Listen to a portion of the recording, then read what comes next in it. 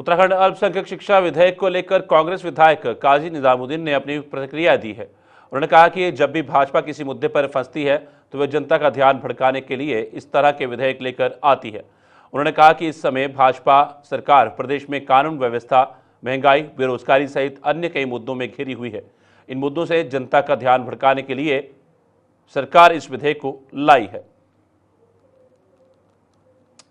जो भारतीय जनता पार्टी की सरकार एक विधेयक लेकर आई है, इस पर एक सिंपल मेरा रिएक्शन ये है कि जब भी भारतीय जनता पार्टी की सरकार कहीं फंसती है और किसी विषय पर वो उलझती है तो वो चाहे महंगाई हो, चाहे कानून व्यवस्था हो, चाहे उन पर खनन का विषय अगर केंद्र में संसद में भारतीय जनता पार्टी के पूर्व मुख्यमंत्री त्रिवेंद्र सिंह रावत जी जो मौजूदा सांसद हरिद्वार हैं, वो अगर इस विषय को उठाते हैं तो उसको कवर अप करने के लिए इन्होंने मज़ार, मस्जिद, मदरसा जैसे शब्दों को प्रयोग करते हैं और उस पर अपनी कार्रवाई शुरू कर देते हैं।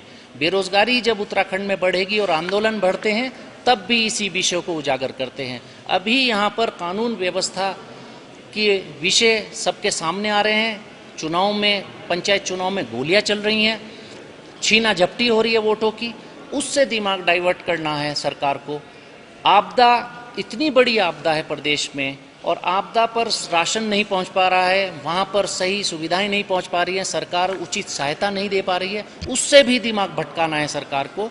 तो एक सीधा सा इनके पास हथियार है, मस्जिद और मदरसा और मज़ार को लेकर ये आ जाते हैं। अगर मदरसा शिक्षा में सरकार को सुधार करना चाहती है तो एक बार करे।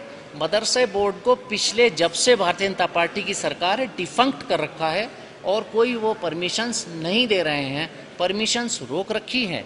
और जब वो डिफंक्ट कर रखा है, अब उसको नया बनाएं, नया नाम दें, स्वरूप बदलें, उसकी ज़रूरत ही कहाँ पड़ती है।